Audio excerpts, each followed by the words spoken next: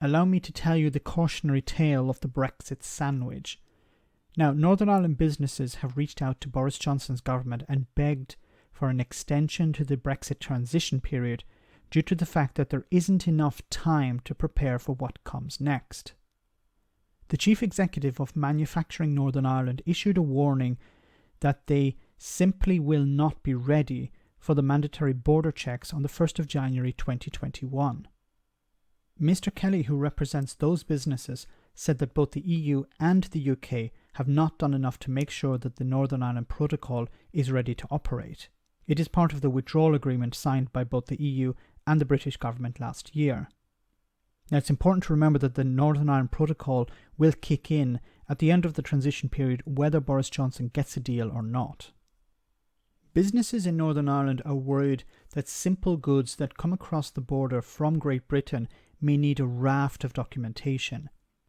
When he spoke at a select committee, Mr. Kelly gave the example of a sandwich travelling from Asda in England to Belfast needing 2 separate health certificates to be completed. Of course, this would result in chaos. Issues like this should have been sorted out by both those responsible at the EU and by Michael Gove, who's in charge of preparing the UK for Brexit. Northern Ireland businesses have complained that they've heard nothing from either party. Kelly asked for the EU to extend the transition period or to create an implementation period which could buy more time to iron out these types of problems. The Northern Ireland retail sector also weighed in on this issue and asked for an implementation period as well. The farming sector is likely to be harmed too. The committee was informed that there is not enough time to make mandatory changes to food labelling. There were also concerns that the agri-food sector did not know if it faced a Brexit cliff edge on the 1st of January next year when it came to the thriving cross-border operations with the Republic of Ireland. Labour attacked the government over this by saying that about 6 weeks remain and most businesses don't even have a basic understanding of how things will operate post-Brexit. Remember, this does not depend on a Brexit deal. This is completely separate.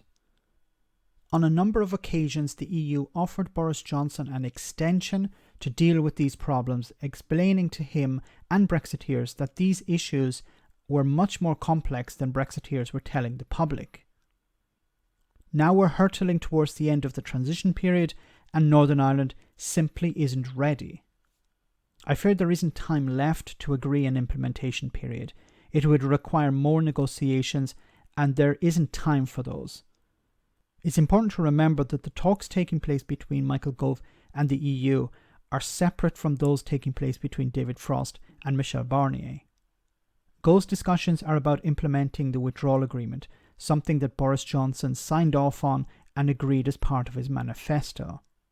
We're facing a crisis on top of a crisis, and of course the people at the bottom will suffer most.